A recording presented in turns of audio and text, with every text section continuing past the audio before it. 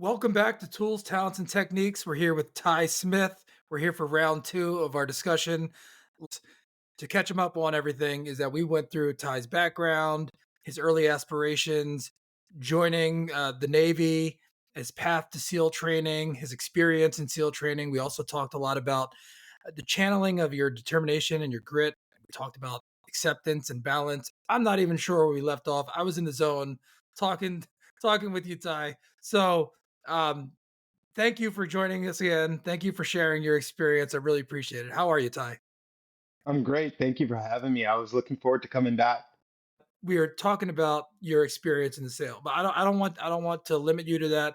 Let's just pick up. So wherever you want to share in the Navy SEALs, how your experience was there and the things that you've learned. Let's just go. Yeah, sure. So my time in the SEAL teams was amazing, Dustin. I mean, it was everything that I had dreamed I would experience, growing up as a kid and dreaming about what it would be like to be in the SEAL teams and being in the Navy as a young adult prior to getting into training and dreaming, like literally dreaming at night, because I was so just completely focused on that goal. It was everything that I thought about all day and all night. And so, yeah, I would actually dream about being a Navy SEAL several nights a week. And so, when I actually got into the SEAL teams, no surprise, after we talked about me being in an airplane flying to New York City on 9/11, that the timing worked out where, I got exactly what I was asking for. And so I ended up spending the rest of my career as an active duty operator, approximately 15-ish years in naval special warfare community, 6 tours to Iraq, Afghanistan, the United Arab Emirates, plenty of combat experience at the highest levels of military special operations. It was just dreaming the entire time. I was literally living my dream and doing exactly what I wanted to be doing with my life. I served alongside, some of the most incredibly talented and wicked smart people I've ever met in my life. People that just look at problems in a completely different way. That you can't help but learn from those people just by being within their presence.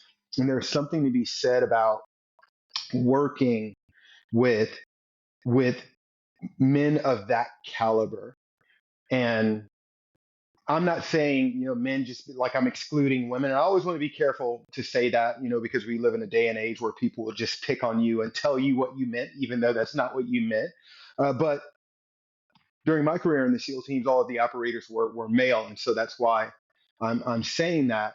But there's something to be said around, well, and I think that there's something to that too, because, like us men, we're pumping testosterone and all of this is energy, right? And we can feel one another's energy and we react to it.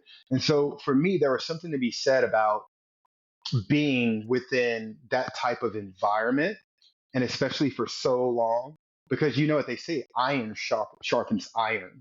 And so when you're in that type of community where if you're a second slower than you're supposed to be, if you went right when you should have went left even one time, everyone is going to know it. And so everything, and they're going to make a big deal out of it, like a really big deal out of it. And so iron sharpens iron. And when you are within that type of community for that long, it rubs off on you in a bunch of different ways. But you asked me what I learned from all of that time. I think that, well, first and foremost, I learned a tremendous amount, but I don't want to talk for an hour and a half straight without taking a breath. So I would say that the most important thing that I learned from my entire 2 decade career in the military, Dustin, and this is, again, this is from all of it, whether it be my time in the SEAL teams, my time as a military police officer. I think that what I really learned is that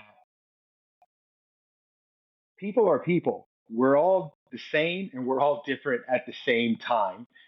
And I say that because what I'm really trying to say is like we are all connected. And sometimes people look at me sideways when I say that, and I go like, no, you're just gonna have to trust me on this one. I've seen things that shouldn't have been. I've experienced things that should not have been. I've lived through situations I should not have lived through. I've seen my friends survive situations they should not have, and I know beyond the shadow of a doubt that it has nothing to do with with me as an individual. Again, me being this hyper badass or extremely talented or fast or wicked smart person has nothing to do with any of that, right? But we are all connected nonetheless, and we all really want the same thing, even for our differences. And that's why I said it that way. Like we're all the same and we're all different. We're all the same in that I don't know what you believe in, but I believe that there is one creator, and that one creator created all of us. And there's a method to all of this. We just don't understand it. We're maybe not meant to understand it yet, and maybe we will someday. But we're all also the same in that across all these cultures of people that I have met, that I've interacted with, that I've kind of grown with over the years, even for our differences. And it's the big differences that we make a big deal out of, religion, sexual orientation. Um, we look at someone based on how they look and judge them.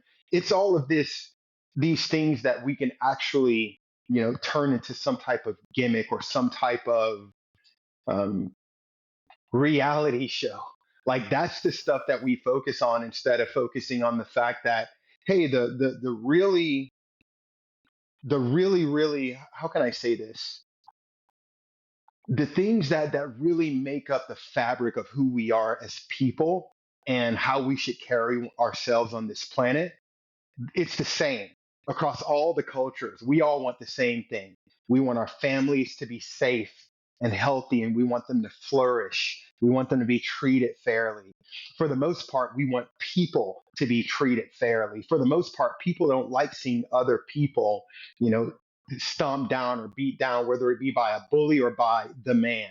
For the most part, we all think that we should all mind our own business, right? Like we're for the most part, people are kind of just like, no, I don't really care about what they're doing over there. I care about my family and my tribe and making sure that they are okay. No, it doesn't mean that I'm going to turn a blind eye to something bad that's happening over there because I'm not really allowed to do that either. But make no mistake, my priority is within my tribe. And again, that is across all of these different cultures that I've interacted with. So for us to all be the same and different at the same time. For me, it's one of those things where it kind of makes me feel really, really small because I kind of zoom out and it makes me go, wow, what does that really, really mean? What have we been doing all of these years? How are we all really connected to one another? Like once we finally get it, once that light bulb finally goes off, will we look back on things and go, oh my gosh, what have we done? What have we done to one another? What have we been doing to ourselves all this time? Because we're all connected. And it took me a very long time to realize that, a very long time to realize that. And honestly, it wasn't really until after I retired from the military that I always had a feeling about it, but I truly began to realize and accept it, especially once I was able to remove myself from the ego of a Navy SEAL. You know what I mean? And kind of come over here and start looking back and analyzing the different parts of my life and the different things that I experienced is when I really started to kind of put this piece together with this piece over here and this piece together with this piece over here. And it just kind of hit me like we're all connected. Like Well, why are we pushing against one another? well, This really doesn't make any sense anymore. yeah, I'm really interested into that, like when that light bulb clicks. And do you recall you mentioned that you were reflecting on these things? Do you remember when it really started to set in? Were you doing something else?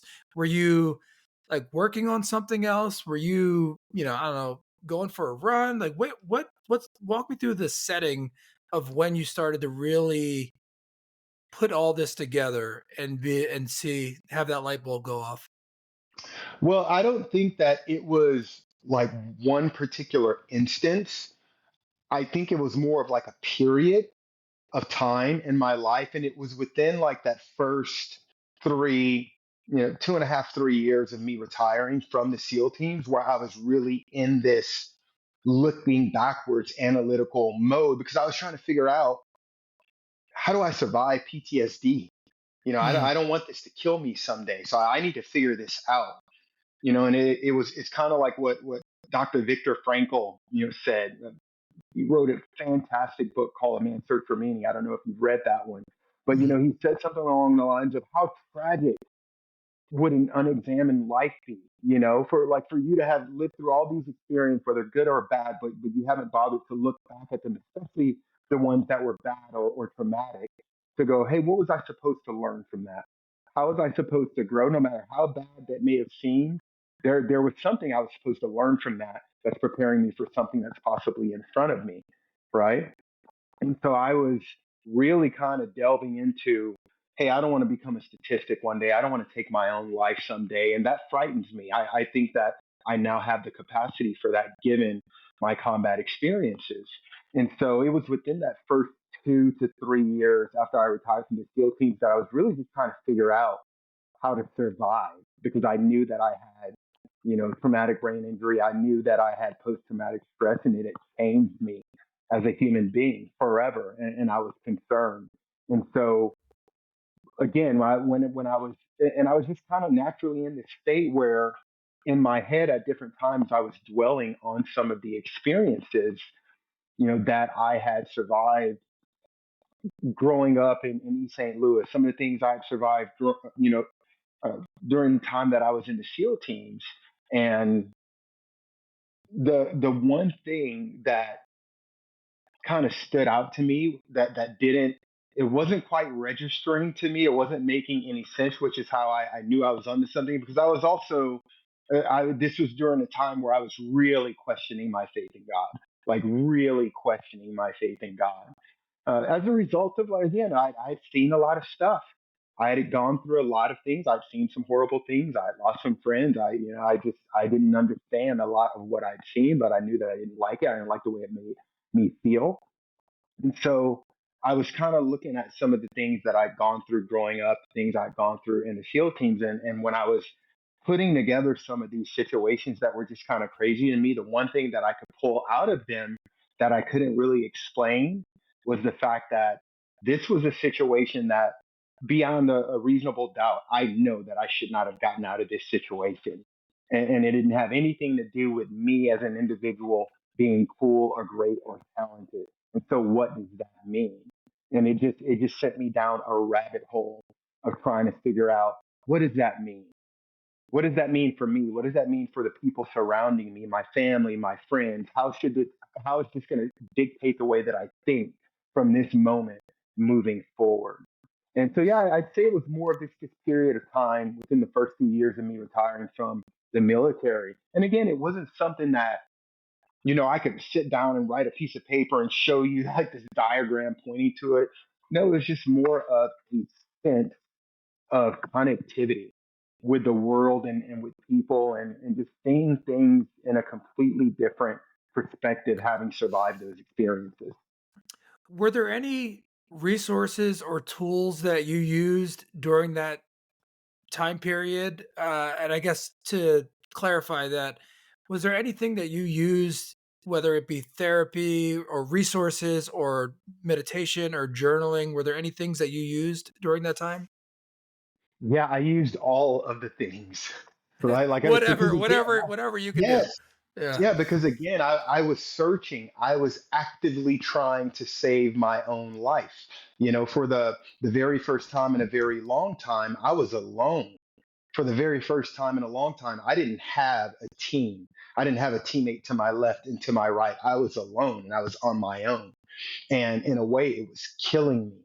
And so I was trying to figure out how to survive. And so this was something that I had to do. And I knew that I had to do it because being idle, it wasn't going to work out well for me or for my loved ones. And so I took my healing into my own hands, and I wouldn't say no to anything. I was willing to try everything, whether it be, floating, a lot of things that I still do today, like cold water therapy, heat therapy, whether it be a sauna or steam room or hot yoga, surfing, Brazilian jiu-jitsu, acupuncture. Um, Gosh, you name it, I did it. I went through the 6 month traumatic brain injury clinic at Naval Medical Center Balboa, which was tremendously helpful. By the way, they really helped to kind of line me back up here before I retired. I did something called transcranial magnetic stimulation for the brain, and I was doing that once a week for several months. And that's where they place these magnets, at different on different parts of your head to kind of stimulate your natural brain waves, because the science has found that when you have traumatic brain injury, you've kind of offset the balance of things, as far as like not just the chemical imbalance in your brain, but your actual brain waves. And so uh, there was a bunch of science that was backing up transcranial magnetic stimulation as something that was helpful for men and women suffering from post traumatic stress. And so I did that for a few months. I think that I did get uh, some help from that. Of course, I don't know how much. And so I wouldn't say that I am where I am today as a result of any one initiative. It was, hey, I'm doing all of this stuff. I'm not going to find like this miracle drug that's going to cure me of post traumatic stress and traumatic brain injury. No, this is something that I'm going to have to work on for the rest of my life. And I'm still trying new things and still doing some of the old things that I found that just work for me. Yeah, and that's one of the things that when you try so many things, it's hard to indicate which ones have what effect because you're doing so many different things. But whatever, it's the journey too. It's the process of betterment. And now you have those experience, and I hear you, like how much one impacts over the other. It's really hard to dictate that. Um I want to ask you a question about your experience in the SEAL team, and maybe this translates into your professional career. One of the things that I've heard from other people that are in active duty combat and SEAL team training and active duty is preparation and the level of preparation. Is that something that stood out in your experience and the things that you learned and like what it takes to really prepare for everything? Yeah, The I level the love level that the level the, question. the level of detail and the time commitment. I love that question because it really is, to me, like it's not just the story of me actually making it through SEAL training and having a successful career in the SEAL teams, but it's also the story of entrepreneurship. It's that grit. Like you have to be just completely maniacally focused on that goal. And whether it be a college student or a would-be founder or a new founder reaches out to me and they're asking advice and go, hey, like, what's the most important thing that you've learned as a founder? I feel like it's the same thing that I've learned is most important when it comes to anything that it is important to you that you accomplish that mission. Is that, well, if it's that important, you have to be so committed to accomplishing that mission that you're willing to die for it. You're willing to die for it. Just like Nipsey Hussle said it, like I went through every emotion on this journey to getting to where I am right now. I went through every emotion. And that's what entrepreneurship feels like. Some days you feel like you're on cloud nine. You're like, oh my God, this is awesome. It feels great. And the very next day you're like, I feel like a loser. What was I thinking? Like who did I think I was that I could actually pull this shit off? You know? And that is, again, that's an emotional roller coaster that I just wasn't prepared for coming into entrepreneurship. But again, when I look back over my career in the SEAL teams, when I go even beyond that, and I look at things that I accomplished before I joined the SEAL teams, when I look at my life now and the two businesses that I've built, again, and it's funny how it comes down to Like, hey, I can boil all this stuff down. If so, there's one commonality amongst all this stuff, right? And even when it comes to this particular piece, there was one thing that just never failed me, and that was just grit. That just pure grit. I will not stop. Like I don't care what you say, what you do. If I've decided that that is for me, don't get in my way. Like I am just not going to quit. I am the Terminator. Once I decide that that is mine, you're better off supporting me and not getting in my way. And that has to be the attitude that you take into, again, if it's important, it should be important enough for you to devote your life to it. And if it's not that important, do not waste a single second of your life sweating that if it's not that important.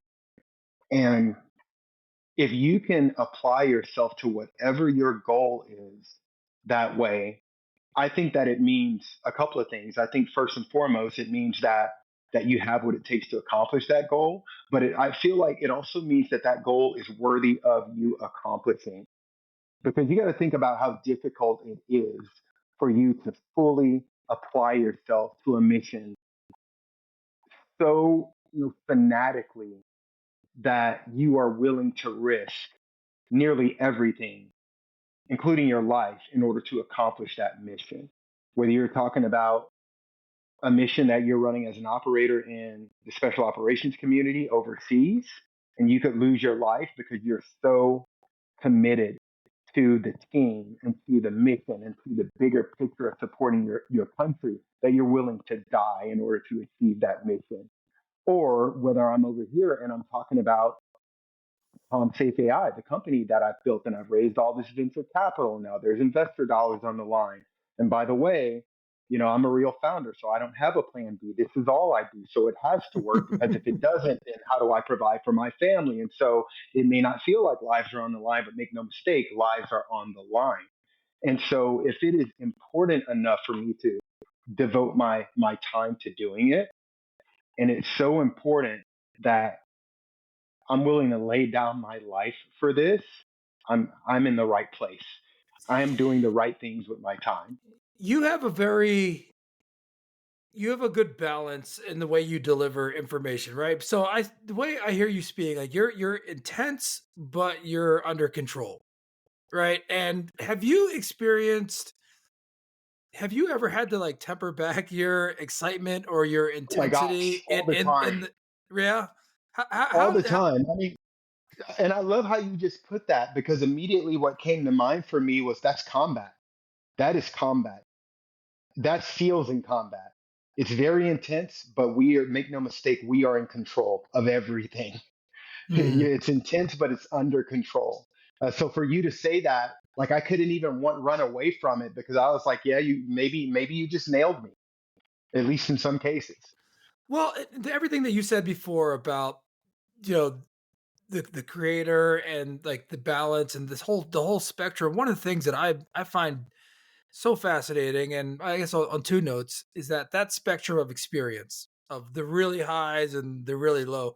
Like that's what we're doing here. We're here to experience this to hopefully make a positive impact, but really to experience all of these feelings. And we try to put words on them, but it's really hard to put words on what these things are and how you feel. But there's a balance in everything. And I feel like that balance of working fast but slow and thinking big picture, but also focusing on the details and there's a balance in everything. And sometimes I find it hard to like, how am I coming across? Because sometimes I get so excited and I'm so intense, and I don't want to, you know, like make it seem like it's haphazard because it's not. It's well thought through. I have a lot of great resources and team around me, but I also don't want it to come across that I'm just like throwing it against the wall because I'm not. Anyway, that's just something that I'm working through, and it's great to hear you say that. That's kind of been your experience. Yeah, and I think about it all the time. And like some people, I'm torn, because on on one hand, I'm like, hey, do you be yourself. Don't change yourself for anyone. But on the other hand, I'm like, yeah, Ty, that's in a perfect world, but do I really want to be me around, Like, yeah. everybody? Like, I don't know about that. It depends on the day, because at one point, who was I? Well, me, was a trained killer. Do I want to be that guy? Even though, like, honestly, that's the person I probably identify with the most as a result of all of the trauma I've endured as a child, as a teenager, as a man.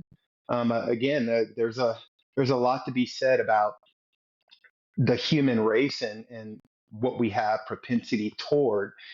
And I don't know. It's something that I try my hardest to be in the middle on, because I do recognize that I can be intense, I can be controlling, and sometimes I need to be that. I think that what's most important, Dustin, is that we realize, and maybe this isn't true for everyone, but I have realized this about myself, especially over the last few years, and I've really learned to accept it. And especially over the last year, because I've learned to accept it, I feel like it's been tremendously helpful that I understand and I accept that if I'm asking myself, like really, who am I? Well, yeah, I'm Ty, but make no mistake, there are multiple Ties in here. There are several of them. You know how, like, so I'm a Gemini. I was born in June. June 5th is my birthday. And so, people that believe in zodiac signs, they go, "Oh, you're a Gemini. That means there are two of you. You're twins, right?" And when I was younger, I didn't really know what to make of that. But once I got older and once I deployed overseas as an active duty operator in the SEAL teams a few times, I knew exactly what that meant. I went, "Oh, yeah, they're right. I do have a twin." And that's what I'm saying. Like, I don't know if I want to be myself all the time around people, because my twin is pretty much the guy that, like, no, you want to leave him in Afghanistan. You want to leave my twin in Iraq. You don't want him cruising around normal people. You know what I mean? That's the break the glass in case of war guy. But as I got older and more mature, and again, I really started looking back on, God, what am I supposed to be learning through all of this stuff? That's where it really began to dawn on me that, hey, there's a bunch of people that up here, and maybe not a bunch, but I've identified at least a few. So there is let's be honest, there is the train killer that's up there, and that person was created, by way of a life of trauma, that was just paired with training and a will to do good, right?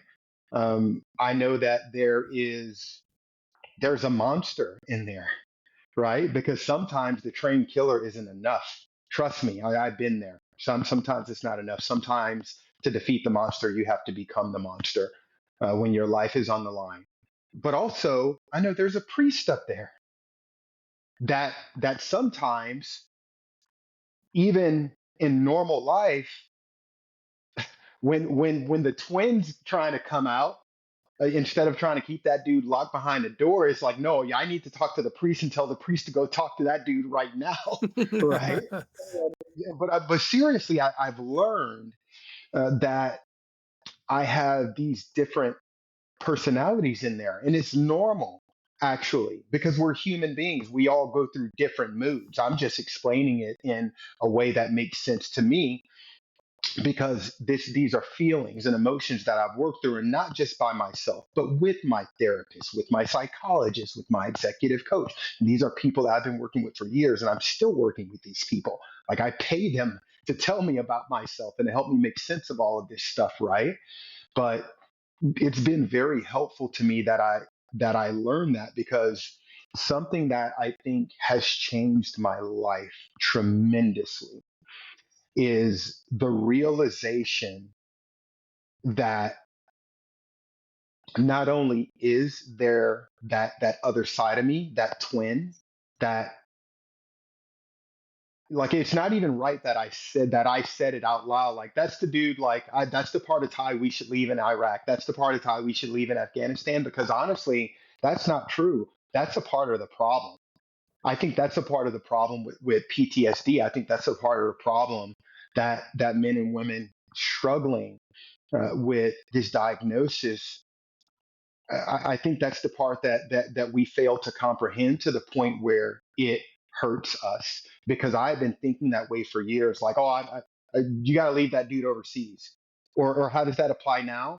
Well, I want to keep that dude locked behind a door. Again, break glass in case of war, but I don't ever want that guy to see the light of day in this world, and I don't want this world to see that guy. And for years I had been trying to repress that, and that's what veterans do. You try to repress that by way of drinking, or in some other type of substance abuse. You have men and women that get in trouble for domestic violence, all kinds of things that manifest as a result of those experiences, those traumas, and then you try to keep them locked behind the door, because when you go through those things, you're becoming someone else, right? And so you try to keep that person locked behind the door because you're afraid of that person, or how is that person being out going to affect my family?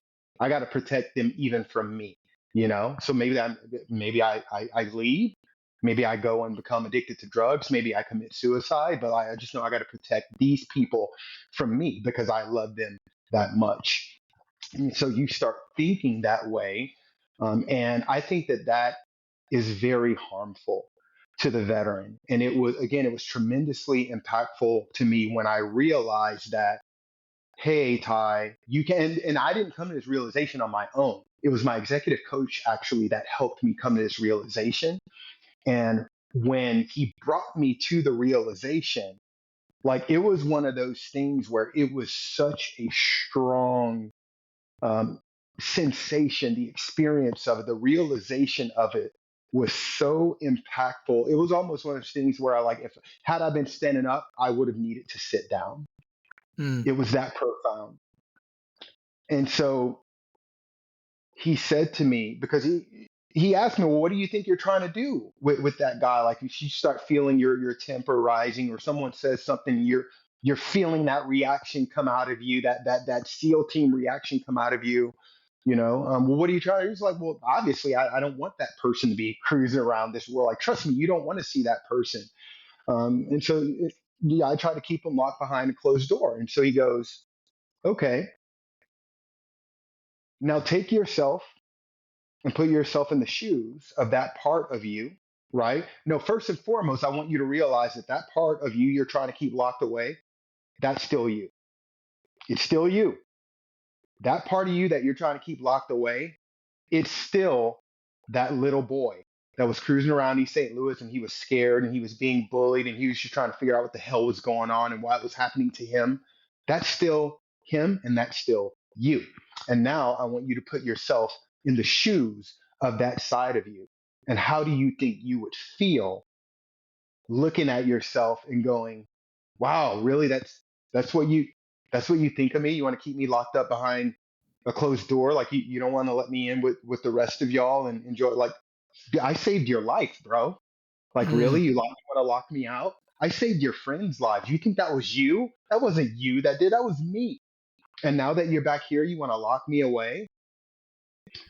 And when he explained it, and when I looked at it, and I was able to run with the rest of it, um, yeah, it was very profound to me. It makes me very emotional, to realize that, yeah, that's actually what I was doing to myself. And so that's really when I started to realize, okay, well, if I know that dude's up there, and trust me, I know that dude is up there, who else am I ignoring that is up there? You know what I mean? And so that's when I started to realize, like, there's a few people up there. There's the hopeless romantic that still believes that the world is going to be okay at all costs, and we're going to make it that way. There's the trained killer. There's the priest. There's the monster. There's all these people. And I had to learn to stop fighting with all of them and accept all of them, and allow them to all accept one another, because again, they might need one another. I could be in a situation where I'm observing something that feels like something nefarious is about to go down. you know um, Maybe it is, maybe it's not. and maybe I'm trying to get control of my ego, because there is none. Maybe that person didn't mean anything by what they just said. Maybe it is just my ego. Whereas back in the day, I would have been trying to repress my ego, like, get out of here. I don't need you here. But now it's like, oh, no, no, no, no. I don't want you to leave because I might actually need you. I just want you to sit down next to the priest. No, no, no, no. Don't sit down next to that tie, because that tie is going to tell you to get up and eat that dude's face off. So, other side of the couch, I want you to purposely sit next to the priest that's up there, because he's going to talk to you as I'm still taking in information to figure out what the hell is going on before I respond to this. And I've learned to allow myself to go through those thought processes and just really kind of take it easy on myself, and understand that, hey, you do have, different types of moods up there that are the result of your lifetime experiences, and most of them trauma. And guess what? It is okay. It doesn't mean that that has to run your life. I think it's actually a really good thing, because it gives you depth, it gives you perspective, it allows you to have empathy and sympathy, and to want to be that hopeless romantic to help people. And I've just had to learn to live with it. But it was, again, it was just something that when I realized it, it was center of my heart, and it's been One there. one of the things that jumps out to everything that you're expressing is awareness and reflection. Because I know in my own practice with meditation, one of the things that has really been beneficial is becoming more aware of what those feelings are when they come up, whatever it be, your anger or, you know, scared or even elated. Like, what are those feelings? And if you sit with yourself long enough and you know the base you, like you sit in one spot and just breathe for long enough, you start to realize, like, oh, this thought's coming up, this feeling's coming up, and then you stop, don't respond, don't do anything, but just be aware of it. And then, like, well, what is that? Where am I feeling that? Is my back tensing up? Like, what am I? And actually exploring those feelings, those emotions, those thoughts, and hearing what you're saying. It's like sometimes, like, what is that? Oh, trained killer tie is coming up. What does that feel like? How am I showing up in that? And one of the biggest, I guess, real life benefits of that is that I can stop, right? I don't have to react. I can, when I feel like that coming up, it's like, okay, that's a signal. Don't do Yep. anything. Just breathe or do whatever it is, and just be aware that that's not the optimal you in that situation that's going to be responding to that. So just, Right. And I've and learned to one way take I it a I step I've tried to further. explain it to people is like, your flags go up, right? Like, you get Right. something aroused, I guess, for lack of a better word, and your flags go up. All right, if you're going around your day to day with your flags up, then the wind is going to carry you whatever way it's going to blow. But you know what? Oh, my flags are up. I realize it. Let's just tuck them in, tuck the flags in, figure out like what it is, and make a rational decision instead of just responding, just instead of reacting. So you can respond instead of react. And you know what? I think that actually ties back into preparation and training. It's all the same thing, but one thing I think, I would imagine that in SEAL training is like, no, you have to react. Like, there are situations where you have to react, and you have to trust yourself, and you have to trust your team, based on the situation and how you have to react or respond. Absolutely. And I've learned to take that conversation a step further and go, not only do I need to be mindful of these feelings, but I need to start asking myself, what's the why behind those feelings? Why did I feel that way? Why Mm, did I react to what that person said the way that I reacted to it? Or even better, like you're saying, if I can prevent myself from reacting at all, can I still have the conversation in my mind of, hey, why were you about to react that way? Whatever they just said, why did it make you feel the way it made you feel? Especially if you're wrong and they didn't mean it that way, why did you perceive it that way? And so I've spent a lot of time over the last couple of years just working on my own ego and trying to understand the why behind those feelings. Because I don't want to be blaming this person for something I experienced with this person and possibly 18 years ago, right? And now this person is trying to figure out what the hell is happening to them. Like, why is this person interacting with me this way? And they have no idea what's happening in my head.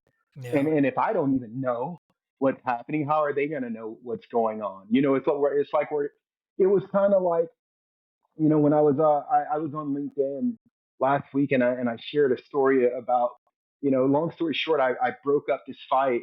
It was about to be a fight between these two gentlemen. Fortunately, it didn't fight because I intervened and kind of talked them down, and one guy just turned and walked away. But that was what it's kind of like, where the person just gives up and they're like, "What am I doing here? Like, why was I just about to? I didn't even know I was about to fight this person. You go this way." you know but I've learned to go like, hey man, why are you responding, why are you feeling that, why do you feel the hair on the back of your neck raising up as a result of hearing that person say that? Because I just want to have a deeper understanding of my own thought process, Yeah. and am I using the right thought process to make the decisions that I'm making? And then the other part of that is, sometimes you need that tactical pause, Dustin. Sometimes the right reaction is no reaction. And I've learned that too. Sometimes the right reaction is to pause for just another heartbeat or two, to let the situation develop just a little bit more before you decide whether you need to go left or go right. But in order for you to make those kind of decisions, like, you got to be taking in information from all over the place. Yeah. And that's what we're talking about here. That's what we're doing. Just trying to get smart from a bunch of different perspectives. Yeah, I think creating that space and going from a reaction to a mindful response, Yes. even if it's a heartbeat or two, it can mean everything. It can mean absolutely everything. Yeah. I wanna pivot for a minute here, but not really a pivot. But I want to ask you a question, and then we can talk about your entrepreneurial journey.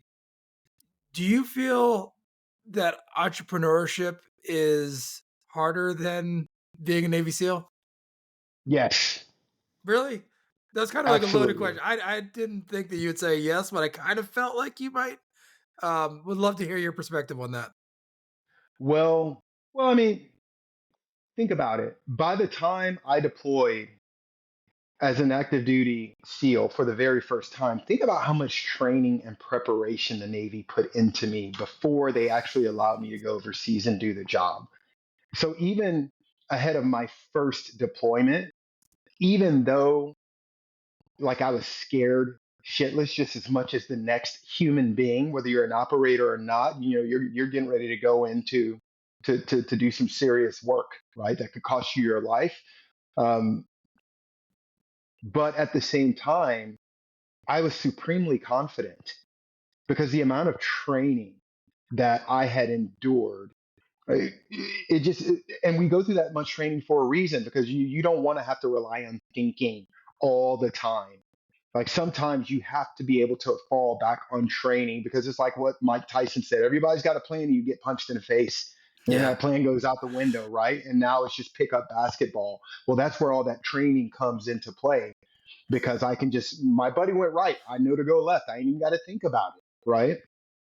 And so, entrepreneurship, like, no, I didn't have that kind of preparation coming into this. Like, sure, I went to business school, and I had a couple of mentors that could talk to me, but I didn't get put through the rigors of of entrepreneurship before being allowed to to start my first company. Like, I was just allowed to go out there and start a business, whether I was ready to or not.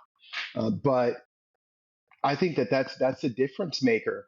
I'll never forget when I first checked into SEAL Team 8 after completing all of my training, advanced training. I checked into SEAL Team 8, and I didn't feel like I was actually someone special until I walked into the locker room, the operator's locker room at Field Team 8 for the very first time. Because as you're walking in, you look above the doors, and there was this long plaque, and it's probably still there, but it quotes, I believe it was General Thucydides that said this, a Spartan general, but it said something along the lines of, we have to remember that every man is the same as the next man. Like we're all just people. But he is best who is trained in the severest school. And when I read that it just again it let me know, okay, like you're here for a reason, and you did navigate the severest school on the planet in order to get here. And so even deploying overseas for the very first time, like sure you're scared, especially because bullets are getting ready to start flying, but at the same time I was confident. I had a bunch of training. I was a badass frogman. I was with my teammates. I'm alone now on top of this hill as the CEO of this venture-backed technology company. I don't have the structure that I had when I was in the military. Like I don't have, my men to my left and my men to my right that I know are going to be there hands down every time, no matter how dire the situation becomes. I can't just call for close air support. If cash flow isn't right and we're not going to make payroll, you know what I mean? Like how Yeah. kind of am I? You know what I mean? So, yeah, it's just a different level of stress. Even when I consider toward the end of my career, and I was a platoon chief at SEAL Team One, and I took my boys back to Afghanistan for what was the craziest deployment of my entire 20-year career. I mean, we got into more than 40, 50 gunfights in 4.5 months. In 4.5 months, and I mean like really bad gunfights, like not the kind that last a couple of minutes, like no, like the kind that lasts a day. Like Wow. 18 hours of fighting for your life. And when I think about it, like we dominated because of all of the training we had to fall back on. But think about me as an individual. By that time, I was a platoon chief. I was on my sixth deployment. I had been shot at a bunch of times already. I'd been in some really nasty gunfights already. I'd already had experience working with tier one units as an augment. Like I had a bunch of experience. So it was like, oh, they're shooting at us again. Surprise, surprise. You guys flank that way. We're going to lay down covering fire. You guys light them up with rockets. We're going to win. Surprise, surprise. So I've been shot at for the 100th time. It's no big deal. Whereas I jumped into entrepreneurship and I was like, oh, I don't recognize none of y'all. Like, All of this is brand new. I don't really know whether I should go left or go right. No, I'm willing to make a decision, but I'm just simply telling you ahead of time. I don't know how this is going to turn out. Right. And so, yeah, it's just a different kind of stress. man, that's wild to hear you explain it in those terms. So let's talk about how you decided. Like, I know there was a couple different ventures that you started. When you tell me about your start into the technology space, what was your first leap into the business world?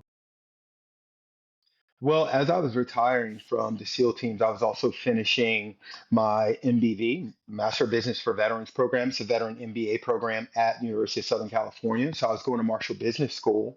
And my plan was to go over to the FBI, and I ended up turning that role down because it was December 2015, just ahead of the holiday break, when the Inland Regional Center in San Bernardino, California, was shot up by a radicalized Islamic couple.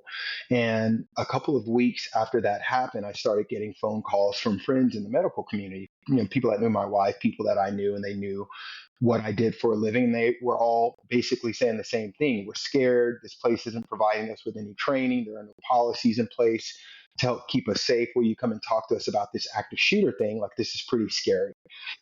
And so after doing that a few times is when I came up with the idea for Vigilance Risk Solutions, which was the predecessor to CommSafe AI.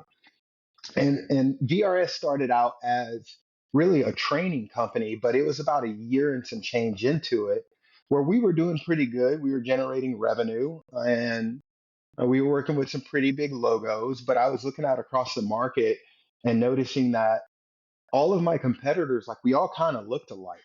And I had noticed that none of them had really tech enabled their businesses. They were just services businesses or consultancies. And I really wanted to work with the bigger companies, the Disneys and the Cloroxes out there. And so, we started looking at things like, well, we we're act like we're master training specialists. We understand how to build and write curriculum. So why don't we start creating our own web-based training courses? No one understands this stuff better than we do. We've lived it. This is all we do Hmm. is combat violence and try to protect people. We should be the ones teaching them this stuff. And so we ended up building the web-based training arm of the business, and it did what we wanted it to do. It allowed us to go out and start earning those big marquee logos, like some of the ones that I've named already. And then we ended up partnering with Zendesk, and we built a proprietary case management platform that our customers could use, because we also noticed that whenever we would help a customer to respond to some type of crises, whether it had been, someone was threatening to show up to that campus with a gun, or this person is saying that they've been sexually harassed, and we're trying to help triage that. When it came down to it, like these were issues that, like, hey, we could have put controls in place in order to prevent these things from happening, but now that we know that they're happening, we have to document this stuff, because we were noticing that big companies would go, okay, well, we'll just move that person from this department to this department, and by the way, we're not going to tell the new manager why we're moving this person from that department to this department, that they're actually inheriting a problem. And now that person's going to misbehave over here, and then they're going to get sent over here, and they're going to misbehave. And then ultimately, the enterprise is going to terminate that person, but none of that stuff's going to be documented. So now that person's going to file a wrongful termination lawsuit, and they're going to win because none of this stuff was documented. And so we help them to start documenting and tracking all of this data whenever we help them to triage these situations. And again, that became the differentiator that helped us to start gaining, some really rapid traction in the market. And we ended up partnering with some of the largest insurance brokerages in the world, and that became our channel and made us very successful within that business model. But when COVID started rearing its ugly head, I knew that that was going to come to a screeching halt. And it was January of 2020. Fortunately, we were coming off of 900% revenue growth in 2019. And Wow. so, we had money to burn, which is what we were about to do along with everyone else.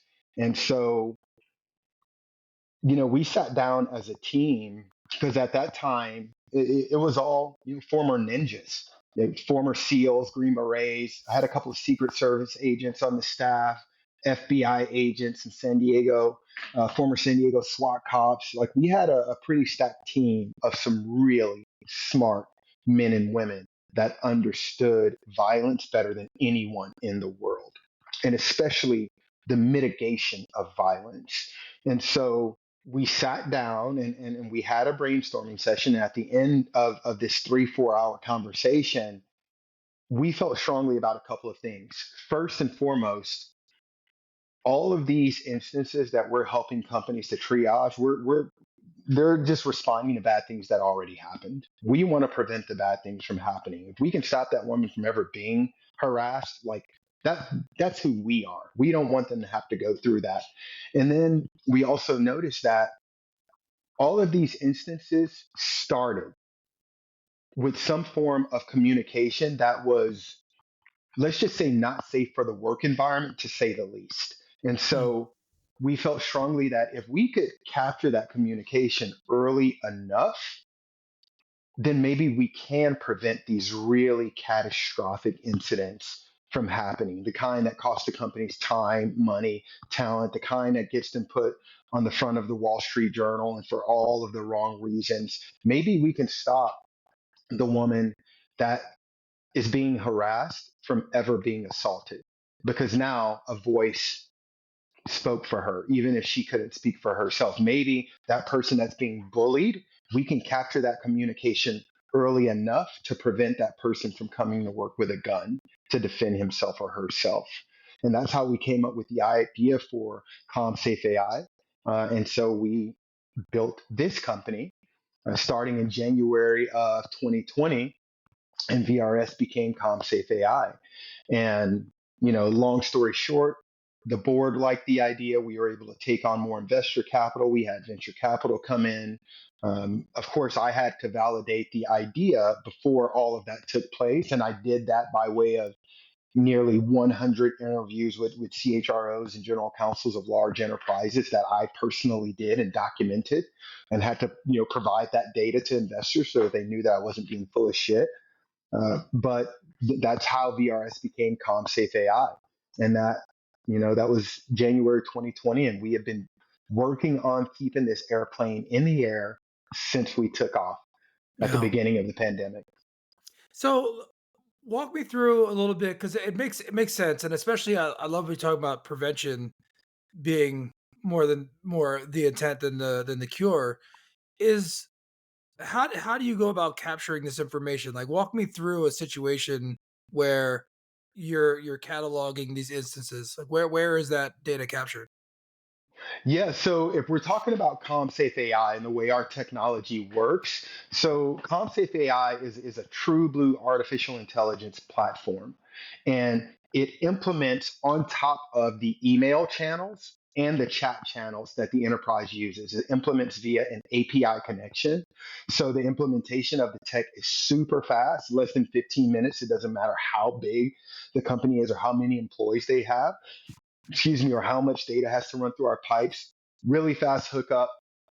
They authorize us to have access to it via that API by exchanging the tenant ID, and they turn it on and they can go back to work. The tech starts immediately ingesting and scoring all of that text-based communication data from Google Suite email, Outlook email, Microsoft Teams, Slack, and it's scoring it 24/7, and it's measuring communication sentiment and tone. It's also combining those semantics with the search for certain words and phrases that could indicate risk, and it's combining all of that information because again it's real AI, and we have a generative aspect that's built into our platform as well. And so when that exchange of information between people is happening, the technology is smart enough to understand when the sentiment in that conversation is declining toward an indication of risk, whether it be sexual harassment, racial discrimination, bullying, whether it be the person is really talking about self-harm. The person said something along the lines of, I'm tired of feeling this way. Sometimes I wish I could walk to the bottom of the ocean and never come back up. Our tech's going to catch that within milliseconds of them pressing send on that type of email or that type of Slack message to a friend, because maybe they didn't feel comfortable talking to somebody in HR about that. And it will send a real time alert to the cell phone of the stakeholders responsible for those people. So no more waiting and finding out after the fact that, like, hey, the person was crying out for help. It's like, no, we built technology that's going to tell you, hey, wake up. This human being needs help and they need help right now. Mhm. And so far, we found some decent success. We've got 3 products that are in the market. One that will let stakeholders know in real time of those human resources type insider threats like discrimination, bullying, harassment, threats of self-harm and harm to others. We have a product that lets the stakeholders know in real time if there's a risk to employee productivity, well-being, and engagement. And now our third and newest product in the market that's actually gaining a lot of traction is MTOR. And this product will let the stakeholders know in real time if there is a risk to their revenue. So if the customer is about to churn, and even worse, they're going to sue you as they kill the contract. And I think that particular product is extremely timely. It's extremely important right now, considering our outlook on the next 12 to 18 months in the United States of America, not just globally, but for me, especially in the United States of America. When I take a look at geopolitics, when I take a look, I think risk is about to go through the roof in the United States of America over the next couple of quarters. And so I think that we've built a product that is going to allow some of these very big middle market companies and large enterprises to survive the storm. Because I do think that a financial storm is coming to the country, and it's I think it's right at our doorstep, unfortunately.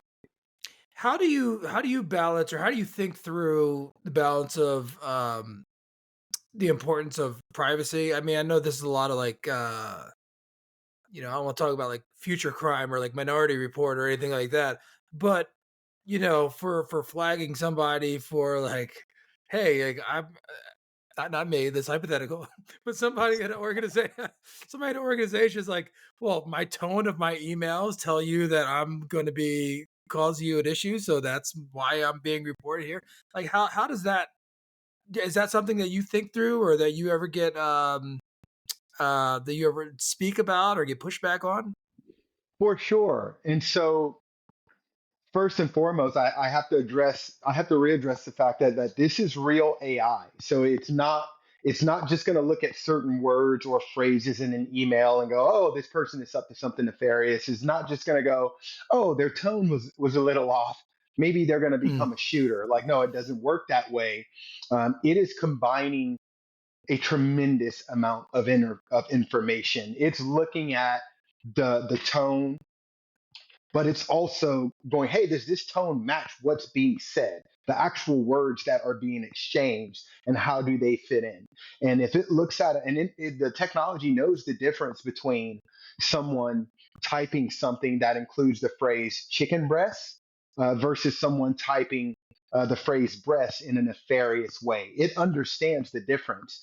And if it looks at one email message and it isn't sure, instead of just sending out an alert that would be a false positive, it's intelligent enough to understand that, hey, I need to look at the last 3 to 5 interactions between those two people and gather context and nuance. That's how smart this technology is mm, before it sends out that alert.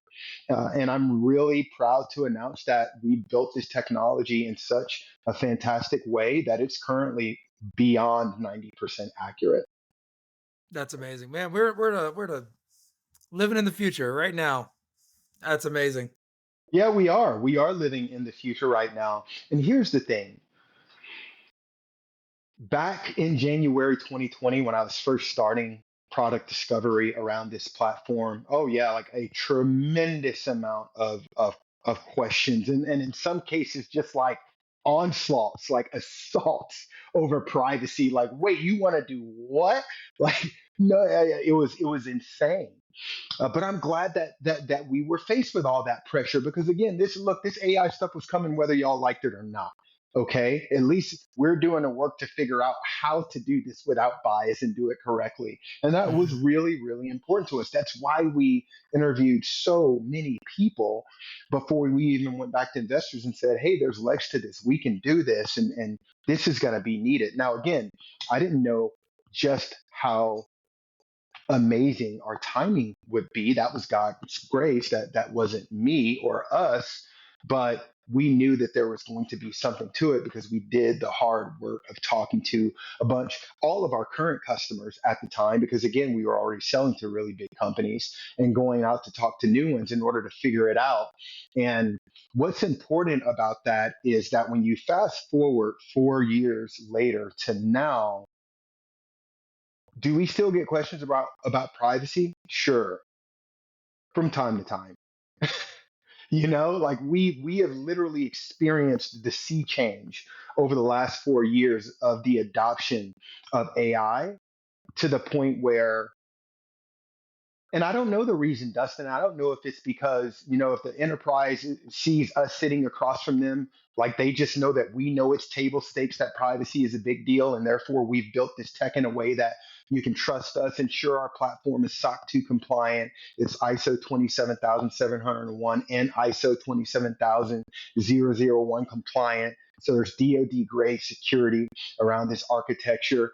I don't know if it's that, or I don't know if they're just simply in an acceptance phase of, Yeah. hey, this AI thing is real and it's here to stay, and so we're just going to have to learn how to navigate it and stop trying to fight it and push it away. But we certainly get questioned a lot less, like a lot less now, at least 90% less now than we did even 2 3 years ago when it comes to privacy. You mentioned some of the big companies that you work with, and some of the larger employers or enterprises. Is there And also mentioned that insurance Some of companies the like what? companies, and I just want to say, I've mentioned some of the companies I've worked with in the past. Okay, I have okay. purposely not mention any company that CommSafe AI is currently contracting with, because it is because hey, listen, there is still a very important element of privacy to what our technology is doing, because in some cases, the technology is finding an enterprise's dirty laundry. And Yeah, the enterprise is right to want to find it because they want to help people and they want to protect their business. And it's it's right for them to liability, want to protect their liability, business. It's right? Like limiting liability, liability. right? Exactly. But that doesn't mean that they necessarily want that dirty laundry being aired in the public. Well, I mean, I'm just going through the thought process because you mentioned insurance companies and working with them. Are there any other verticals or strategic partners that would use this? So not just the larger S&P 500 or whatever, but are there other like law firms or you mentioned insurance companies? Or anybody else that school systems like where is this most widely and acutely applied? Yeah, that's a great question. Great question. So, what's great about this technology is that we didn't just build a product; we built an amazing architecture Hmm. that will allow us to attack a myriad of different use cases with this architecture. It's a matter of, do we have the proper training data in order to train the machine to deliver the outputs that we need? Okay, well then yeah, we can build that feature into this platform. No, we don't have to build another architecture in order to do it, another platform. It can just be added to this one. That's how scalable and efficient and flexible this platform is. That's how good of a job our engineering and data science team did building it. And so I think that we have an incredible business model that's going to see us penetrating all industries, because all of these problems we've talked about, they're not industry problems, they're human being problems. And so that's why we focus on the large enterprise. It doesn't matter what industry you're in. If you have more than 1,000 employees, like, you need this technology. Um, but where we're finding honestly, where we're finding the most traction to date is actually in the legal industry. Mm. The legal industry is very interested in this type of technology, because again, it's so there's all this liability out there, right? And that's their job. They got to go find it and they got to fix it and they got to solve these problems for their customers. So we're finding a lot of interest there, and it's pretty interesting to us too. Yeah, that's why I mean there's so much here when I think about the applications of it and everything. I actually learned a lot more today about what you do because I had a different idea of its limitations, but now I'm like, wow, it's kind of open to everything. This because you like you mentioned the architecture, like you actually built that platform and the design. Very impressive. Yeah, and so as we thank you, I appreciate it. So as we consider the different types of verticals or partners, again, I think that if it's a large enterprise, the tech needs to be there regardless of the vertical. But when you look at partnerships, that's why we are so interested in the legal space, because there are some tremendous partnerships there that could be just like massive force multipliers for our business. The kind of partnerships where you license them the tech and they just go sell it to everybody because they need it, right? Hmm. And you're doing very little work because you've already done the work up front, you've built it, and now these amazing partners are selling the technology for you. And so we're exploring a couple of those in the legal industry right now. We are also already, we're really proud to announce this, but we are already the only company in this new and rapidly growing space that is a certified technology partner of ServiceNow. We have already inked that partnership, and we're excited to see where that partnership is going to take us over the next 12 to 24 months. And that partnership in particular is really, really important, because this is also dual use technology. Some of this technology needs to go into the Department of Defense, it needs to go in state, federal, local government. A lot of people don't know that some of the use cases that we've talked about earlier, like discrimination and harassment, some of the states, are some of the biggest culprits. Some of the cities like LA County, I think a few years ago, they paid like $134 million to employees opposite sexual harassment. And this is coming from, like the city, Mm. not like a big enterprise within. So I think that this technology is going to eventually go into all of the public sector too. our self harm algorithm in particular is the model that I want to get into the Department of Defense, because, for some of the reasons that we talked about earlier. And I'm tired of my friends killing themselves. And so we built the technology that can help the Department of Defense to curb at least some of this problem. We can help put a dent in this problem. And if that means that I lose one less friend, okay, it was all worth it. But that is, I mean, that's how incredible this technology is that we've built. I think it's going to go everywhere. Yeah. Well, Ty, we covered a lot today, and extremely impressive what you're building, what you've built, and who you are as a human being. So I thank you and congratulate you on everything, man. Keep it up. Thank you, brother. I really, really appreciate it. I enjoyed being here with you today. Um, Thank you to everybody that's listening. You can check us out at www.commsafe AI. I'm also pretty public on Twitter. You can look me up on Twitter at Ty Smith 31 forward slash. And then also, I'm sorry, that's LinkedIn. And then also on Twitter, I try to be just as active on Twitter as I am on LinkedIn. And you can look me up on Twitter at Ty Smith 5326. All right, Ty Smith. Thank you very much, sir. All right, brother. I'll see you soon. We'll have to do it again. Yeah, I'm looking forward to it. Let me know. All right.